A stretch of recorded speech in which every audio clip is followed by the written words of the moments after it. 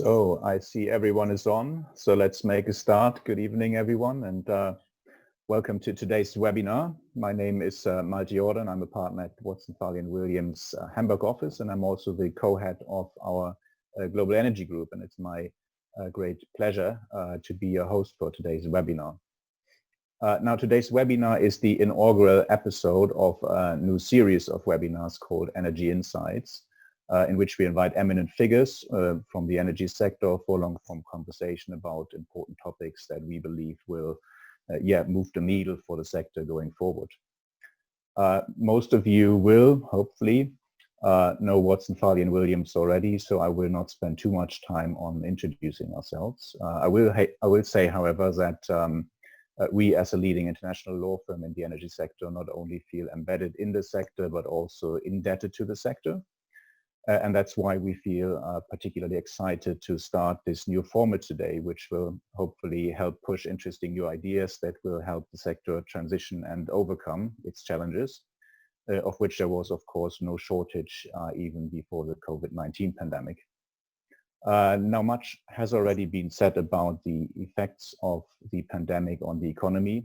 And in fact, we have set up a whole set of different series of webinars entitled The Energy Sector in the Post-COVID-19 Economy, in which we discuss what kind of structural changes the energy sector might have to undergo as a result of the pandemic. And it is from the discussions that we have been having in these other webinars that it appears that there could be a silver lining of the current situation, in that arguably the current situation has created an awareness or even a sense of urgency for the most pressing problems such as climate change.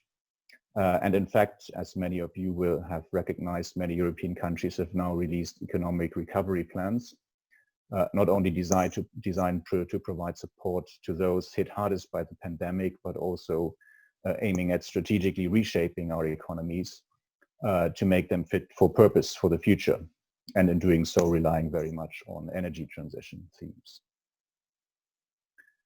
Now, one of the great challenges, of course, in this context is how to design economies that are both sustainable and decarbonized, yet at the same time allow for growth, however we may wish to define growth in that context. And it's our great privilege to have with us today one of, I believe, the deepest and clearest thinkers on these issues. So please join me in welcoming Dieter Helm. Dieter, welcome, good to have you on. Thank you very much for inviting me.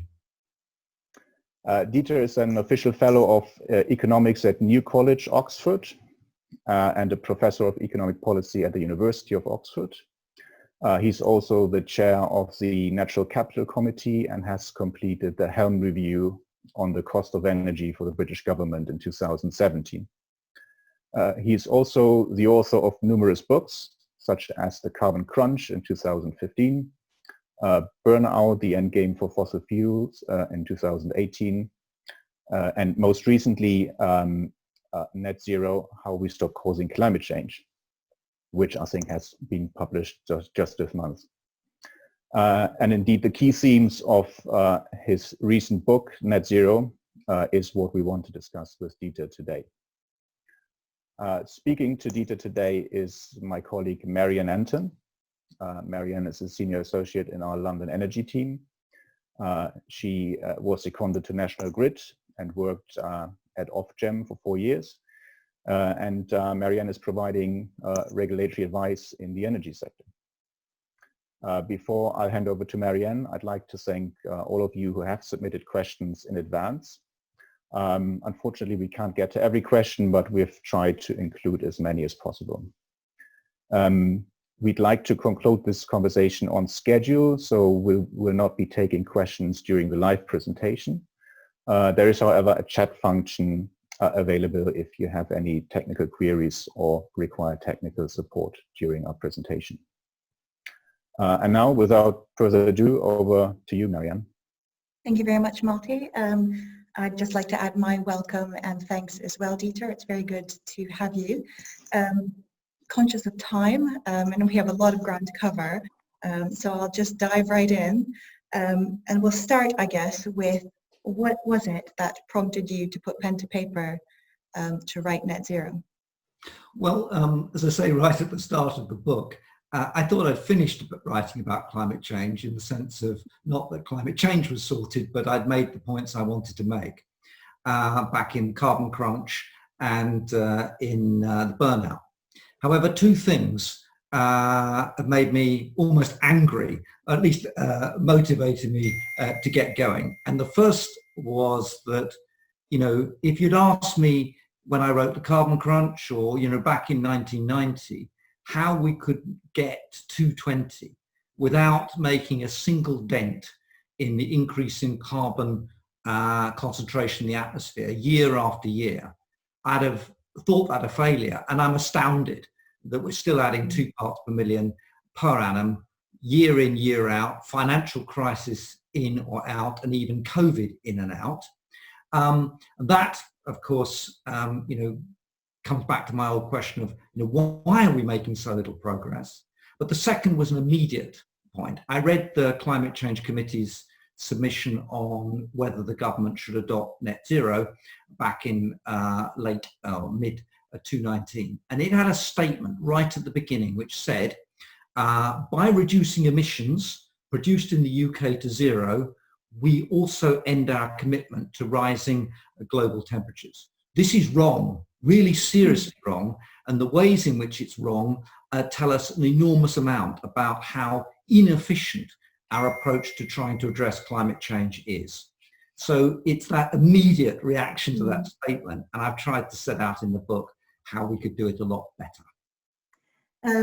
We will dig into that a bit more, but I think I wanted to start just by speaking a bit about your view of what's happened over the past 30 years. I think your criticism of the wasted 30 years since the Kyoto Protocol is scathing and probably justified.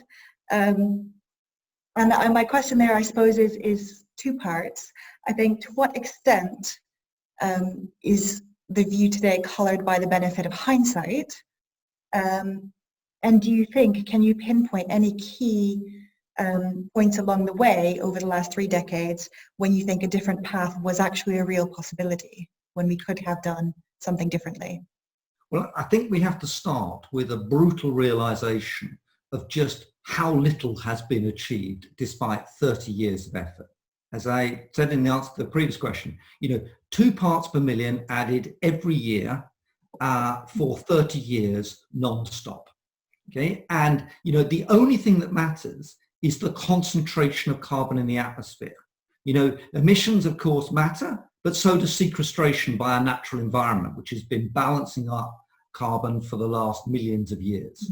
So we haven't made the progress. Now, could we have known back in 1990 or in 2000 or 2010 that we were not making progress, given how much money, effort and goodwill has been applied? And my answer is unambiguously yes. I mean, people literally believed in peak oil. They thought this would all be costless because the price of oil by now would be $200 a barrel. They thought that if only we pursued 1 or 2 technologies, all would lead to a good path. And they thought too that if we in Europe carried on deindustrializing and therefore reducing our emissions by exporting that to countries that were carbon intensive exporters like China, that somehow this would measure progress. So I think it's littered with mistakes.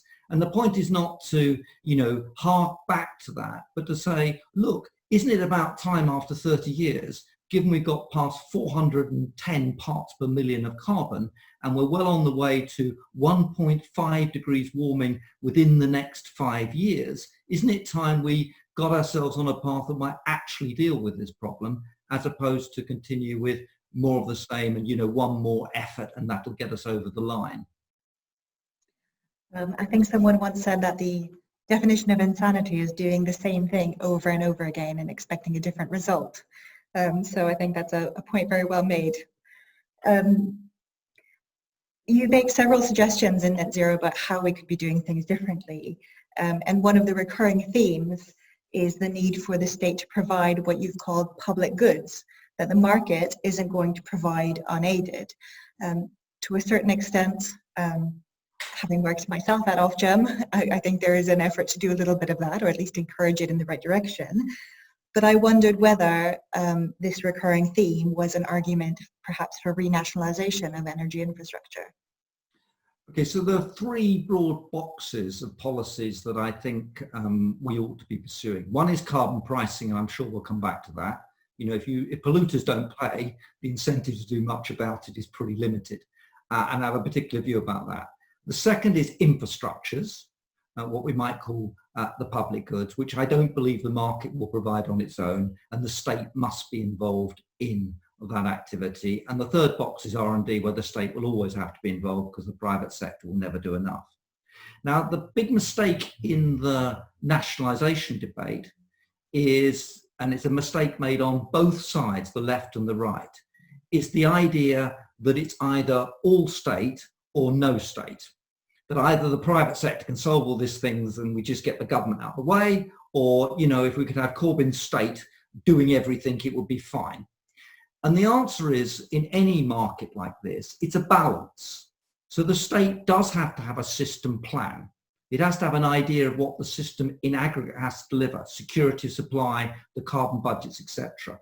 And it has to set out the stakes in the ground for the kind of infrastructure required. Right now, we need an infrastructure for electricity, because electricity is where it's all going to be, including in transport. Everything digital is electric and everything is digitalizing. And so it's for the state to set that out. But that doesn't mean the state has to do it. So I'm in favour of a system regulation model, a form of the system operator which is in the state sector, taken out of National Grid and out of the DNOs, the distribution companies, but the private sector bidding to do the work and the private sector delivering in its efficient ways. And that's a different balance between the state and the market than either those on the more conservative side think, where they don't think the state needs to do this stuff, and those on the left who think that if only we had government employees doing everything, it'll all be fine. So that's the balance. And I fear that in 2024, if we go on in the way we're going, leaving these system operator functions in the private sector, the gate will be open to full nationalisation if Labour win that election. And I guess as a follow-on to that, to what extent do you think that government has the right skill set and the ability to keep staff in place? I mean, having worked myself in the civil service, people do move around to different departments, and one of the key issues in an energy system is that continuity and that understanding. It is very technical. It takes a long time to build up the expertise. Do you think that's realistic to expect? Well, I think that we expect government to do too much, and unsurprisingly, the skill set isn't there. I very much agree with you. But that's because, you know, we've got people in BES working away at how exactly hydrogen might work, exactly how we decarbonise heating, what precisely we do about energy efficiency. And, you know, in my system regulatory, system operator world, you know, the job of government is to set the overall objectives. And they're pretty straightforward. Security of supply and meeting the carbon budgets to the net zero legal requirement the government's laid down. That's the objective.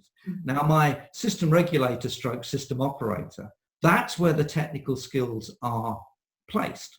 And if you look around examples in the public sector where technical skills work, they're in bodies which have a permanent role.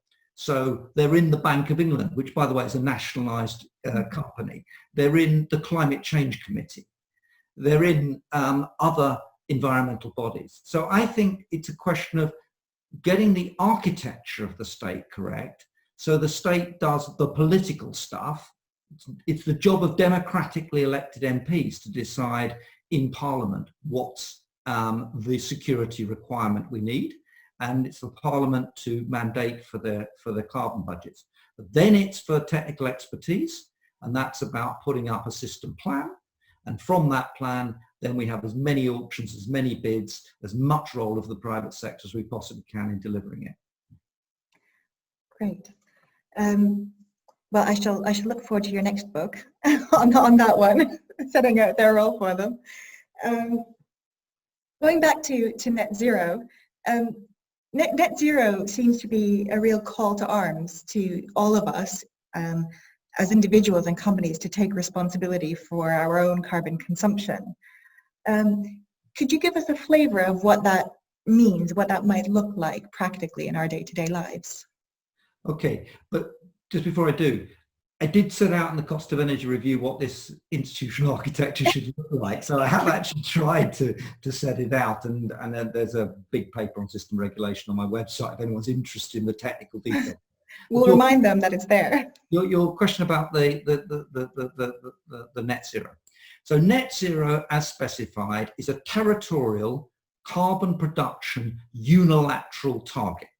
It says it doesn't matter what anyone else does in the world, we are going to reduce carbon production in the UK to zero by 2050. Okay?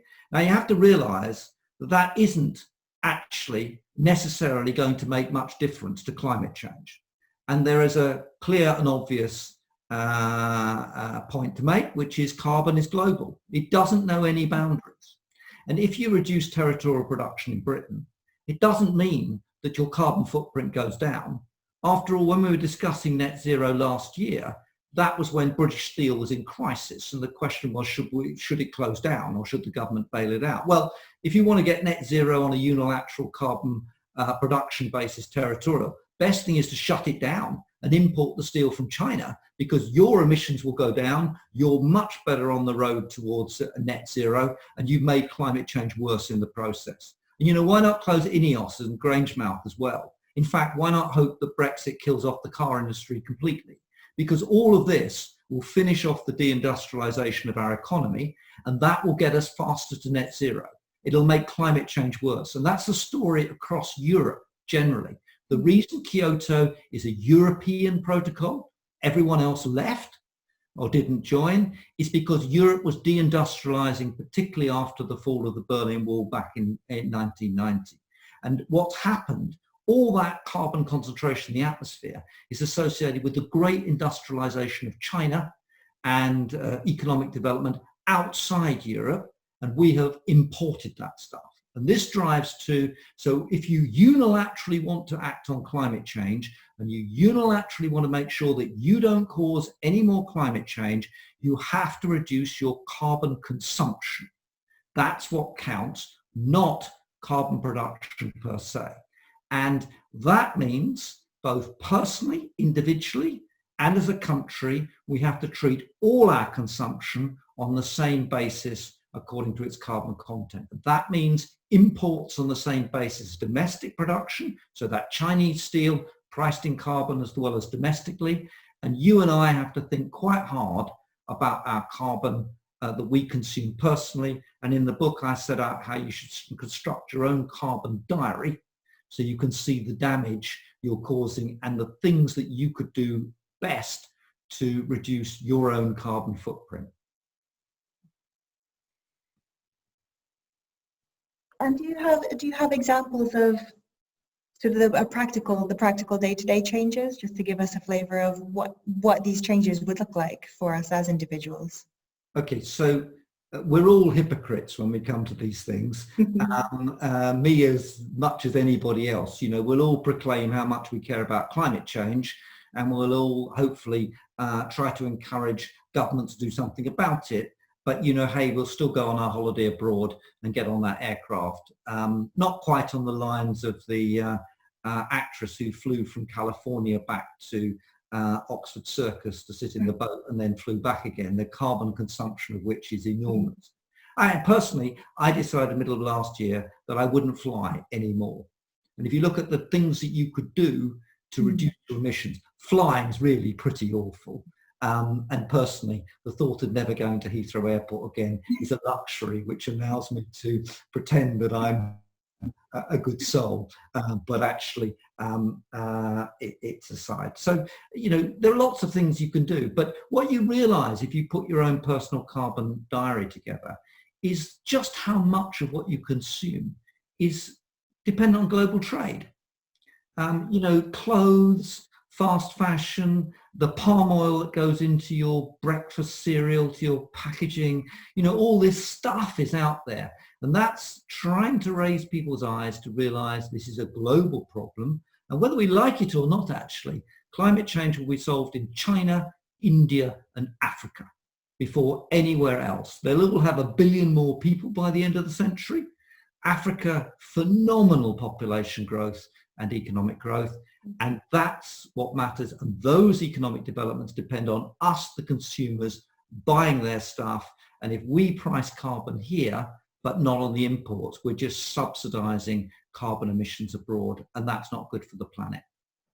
I do have to admit, I felt a certain level of guilt for my own Amazon purchases while reading Net Zero. So it did cause a bit of self-reflection, as you no doubt intended.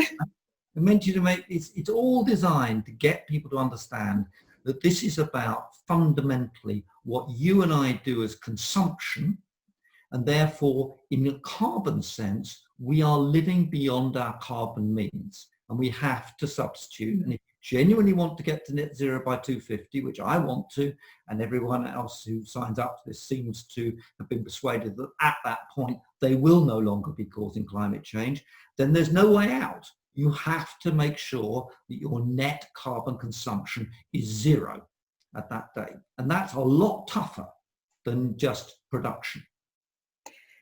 We'll come back to that theme of pricing carbon in a moment. But before we get there, I just wanted to ask you about things that government can do. The top-down approach has failed so far, but there are still things that could enable change. One of them we've spoken about, the system operator role being taken into government. Can you give us a few other examples of what governments might be able to do effectively, that is? Yeah. So governments are absolutely essential to this, okay? And it's, you know, I'm in favour of everyone rocking up every 5 years to a great COP event, and I'm in favour of jaw and media being engaged and all that kind of stuff. But ultimately governments are sovereign, and they're going to remain sovereign. And the United States under Obama and under Clinton would not ratify Kyoto. Why? Because the Senate would never allow judicial oversight to move to an international body over such matters. And we're never going to get to a legally binding agreement globally, which will make China and the Chinese authoritarian leadership obey the UN if it chooses not to do so. So that's it. So government has to do stuff on the ground in a country, and it has to set the framework within which we operate. So the best way of making us address our carbon consumption is to make us pay the price of carbon. We are the polluters. The goods and services are made for you and me. We consume them. It's easy to blame nasty oil companies, etc., but it's us. And a carbon price, which I'm sure we'll come on to, is crucial. The second thing is the infrastructures can't be done by just being left to the private sector. That's where my system operator framework, system regulatory framework comes in, and governments have to do that. They also have to put some stakes in the ground. You know, no market's going to decide whether or not to build a nuclear power station. The state has to decide, and our energy system with 20% nukes is a very different energy system from one where there is no nukes and indeed no baseload power. That's a fantastically different world. That's a stake in the ground. Governments have to make big decisions about offshore stuff, and governments have to make decisions about CCS, hydrogen, and so on. When those decisions are made and there's a pricing framework, then we can move on. You reminded me of that £98 a megawatt strike price for Hinkley Point C, but I suspect that's a discussion for another day. On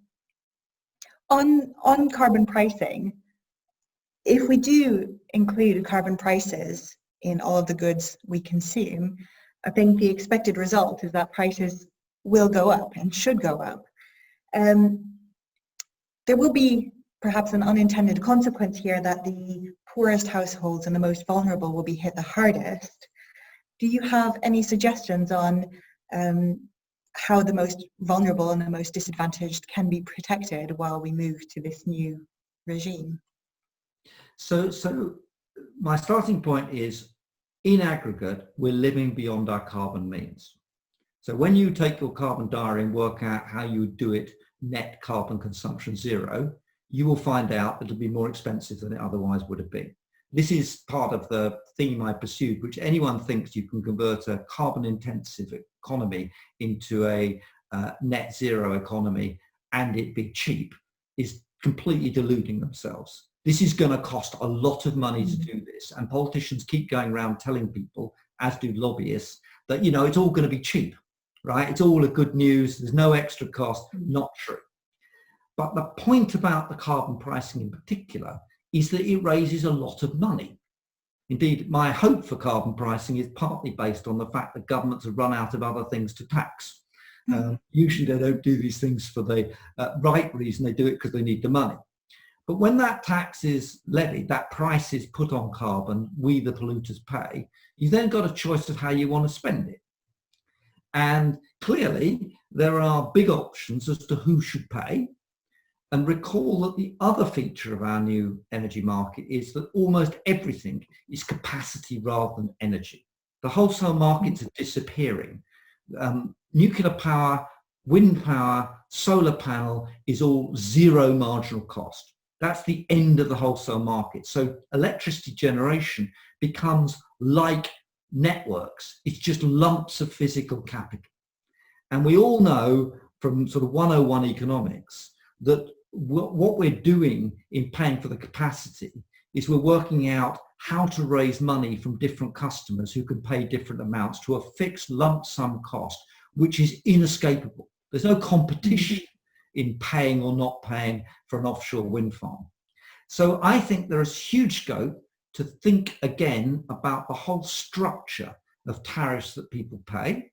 And since richer people do more carbon polluting than poorer people, and since we've now got, particularly with the economic crisis on our hands, we've got people on average income, average households about 28,000 a year, nothing more they can pay.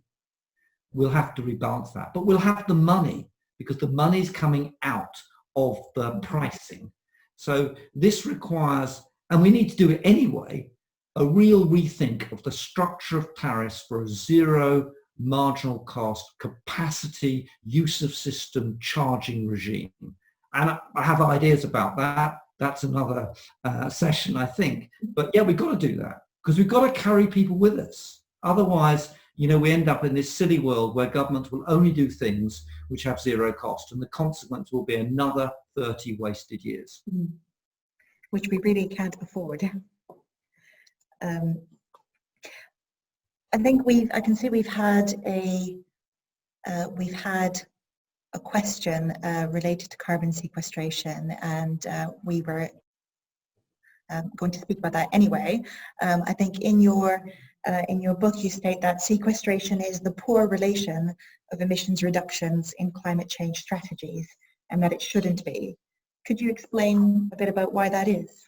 Yeah, so this is a huge missed part of the debate, and I've been working on the Natural Capital Committee and how to do carbon offsets and all that kind of stuff in land management, etc. Now, the point here is the following. What we're interested in is the concentration of carbon in the atmosphere. And that concentration of carbon in the atmosphere for millions of years is the net of two things. It's carbon being emitted up into the atmosphere, and it's the natural environment taking it out. Okay, and the natural environment is not just trees, grass, soils, etc. It's the marine environment too. And what we've been doing in the last, well, since the Industrial Revolution, but in the last 30 years particularly, is not only pumping more into the atmosphere. Remember, China is building more new coal power stations now than the entire coal capacity installed in Europe, right? But at the same time, we're trashing the ability of the natural environment to absorb this stuff. And how are we doing that? Well, let's start with soils. Soils have 4 times the carbon of the atmosphere, right? And if you look what the Common Agricultural Policy of modern agriculture has done, it's stripped them out. If you look at the destruction of the peatlands, the overgrazing. This is carbon emissions in all directions. If you think about how much carbon blows off the English fens, you would stop farming at any reasonable carbon price in the fens, okay? And then we're burning the Amazon, we're burning Siberia, we're putting palm oil plantations in Southeast Asia, we're damaging the Mekong, the Congo's coming down. And what I'm saying is it matters just as much to put the emphasis on the natural ability to carbon sequestrate as it does worrying about emissions, which we should worry about too. Now there's CCS in this frame, and that's industrial sequestration. And whether it works or not, the best place on the planet to try it out is in the North Sea, because we've got the empty holes in the ground, we know what they are, and we've got the pipes to go to them. I'm not sure how big the contribution will be, but we have to do both of these. And my point is the great neglected part of it is the sequestration. In that sense, did you welcome the announcement in the budget in March that there will be a renewed focus on 2 new CCS projects? Well, I go back to, I think it's 2007, when the Treasury issued a paper to take forward CCS. I think these were the days of Ed Miliband and Ed Balls, and I think there was interest in protecting the coal industry at the time. And we have had 13 years since then, when there's been one promise after another to pursue CCS projects, and we've even had a competition to do this. I think the fundamental thing about CCS is, whose carbon is it? You know, if you're a gas company and you put the carbon back in the atmosphere, shouldn't you legally have the right to take back what you've done? Isn't that the polluter pays principle? Shouldn't the gas companies be paying for CCS? And what do we learn from the fact that they don't, they haven't, and they expect the government to pay for it? That gives you an insight into how expensive CCS might be, and a whole picture into the blue hydrogen story, which is basically a CCS story. But you know, if you wait for governments to do this, we've waited 13 years of the 30 years to get through that bit, and I'm not holding my breath. It's very interesting. I went to a conference years ago now when CCS was first cancelled, and it was the whole morning people were saying why it had floundered, and it was all doom and gloom. And at the very end of the session, somebody from Alberta, from the government in Alberta, got up and said, yeah, we did it. It was easy. We just imposed a carbon tax, and we've got infrastructure that's 10 times oversized.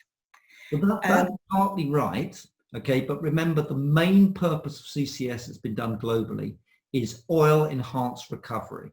So think about this. I mean, Statoil, Equinor, lots of companies have been doing this. It's basically because pushing gas into an oil well is much better at keeping the pressure up than sticking water into it. So the irony is that the CCS we've had has been to enhance the pollution from extracting more oil, and Alberta's a lovely example. I'm sure. At least there's political will to do something, misguided though it may be. Thank you for that. It was a great taster of what people can expect when they pick up net zero. Just conscious of time, and we have a couple of questions that we are going to ask all of our guests in this series. So I'd like to move on to those while we still have time. The first one for you, and again, it's a bit off-piste, but if you could have a conversation with anyone in history, who would it be and why? These are always the most difficult questions of the lot. I mean, I'd have to say Wordsworth straight away. I would like to go a stroll through a bit of the Lake District with William Wordsworth, because he had an understanding of particular detail and the importance of nature and all this framework, and in a sense, why it's worth fulfilling our duty as stewards to the next generation. And I think that if you go back to some of the very detailed poetry in Wordsworth, that's critical. I'd also go to, and I find the 19th century fascinating, I'd like to sit down with John Stuart Mill, in part to understand how the intense personal education he had turned him out like he did, but that's a separate question. You've inspired me to revisit Wordsworth, so thank you. While we are on the theme of energy, what gives you your energy? Oh, I mean, I could say just this whole topic is so fascinating, but it's much deeper than that. I mean, if you look at how badly we're doing climate change and how disastrously we're addressing biodiversity, what you can do from that is either feel depressed and think we're all doomed and it's all going to come to an end and etc. Or you can take the other view, which I take. Look at the scope for improvement. Look what we can do. It isn't hard to do it better than we're doing. And we should do that because ultimately we are the stewards of this planet and we have an obligation, a duty, at least the way I see it, to hand on to the next generation a set of what I would describe as natural capital assets, at least as good as we inherited. And we're doing a terrible job of it. We're giving the next generation, the kids, an awful prospect going forward. We have enormous opportunities to make our intergenerational debt properly serviced. And I wake up every day and think, God, couldn't we do this? Couldn't we do this? There must be a way of doing it better than we currently do it. I'm a hopeless pragmatist. I just can't see how one could ever be bored in this territory. It's just so exciting. And what worries me is there aren't enough hours in the day to try to make some contribution to this. It's good to see that you're an optimist, Dieter. So well, I think that's encouraging. Optimism gets you absolutely nowhere. You have to keep trying. And even though we wasted 30 years, you have to now try even harder to make sure we don't waste another 30. Which brings me very nicely on to my final question for you. It's a big one, but we'll try and keep it short. What does the energy industry look like in 2050? Well, the right answer to that from anyone is we don't know. And this idea that we can kind of describe the energy system in 250, we know exactly which technology will do which combination of power generation, etc., is, it's a deep illusion. And it opens itself to the lobbying. It's not so much governments picking winners, it's losers picking governments. And it negates the power of markets. Markets and technical change will mean the world will be very different. I'm not that ancient, but I did my DPhil thesis on Olympus portable typewriter with Tipex and carbon paper. No internet, no laptop, no mobile phones, none of that stuff. In my lifetime, I could never have imagined that I have in my pocket a computer that's more powerful than Oxford University's computer in 1980, just in my pocket. So never, ever underestimate what technical change will do, and never underestimate the power of incentives on entrepreneurs, markets, and prices to help this process. And that's ultimately why I want to price pollution and I want to auction the stuff that needs to be done to get the best that we can. But anyone who tells you they can describe the energy sector in 250 is delusional and actually, in my view, dangerous.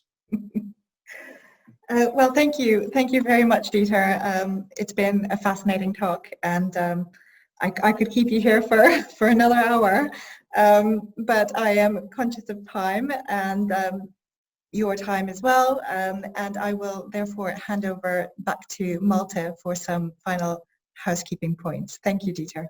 Thank you very much for listening. I appreciate it. Thanks so much, Marianne, and of course, thank you to you, Dieter. I think that was an excellent and inspiring discussion, and much food for thought. I think a timely reminder that challenges as significant as climate change sometimes do require thinking beyond the boundary conditions of conventional wisdom, I guess. So we're coming to the end of this webinar today, and I would like to take the opportunity to thank all of you for attending today, and also take the opportunity to ask you for a small favor. So in the course of tomorrow, you'll be receiving a follow-up email. And in that follow-up email, you are being kindly asked to complete a short feedback survey. And if you have 5 minutes to spare and complete the survey, that'd be much appreciated. We always try to improve these sessions for you, and this is the first one, so your feedback is all the more important for us. We're also delighted to offer you a copy of Dieter's book, which I highly recommend. It's excellent, and if you would like to receive a copy, then please use the follow-up email to register your preferred mailing address. Last but not least, I'd like to remind you of episode 2 of this series, which will take place on Wednesday, October the 7th. And we'll be speaking to Dame Fiona Woolf, who served as Lord Mayor of London in 2013 and 14. And we'll be speaking to her about the insights she gained and her views on the energy transition. So once again, many thanks for joining. Enjoy the rest of this evening. Take care and goodbye. Thank you.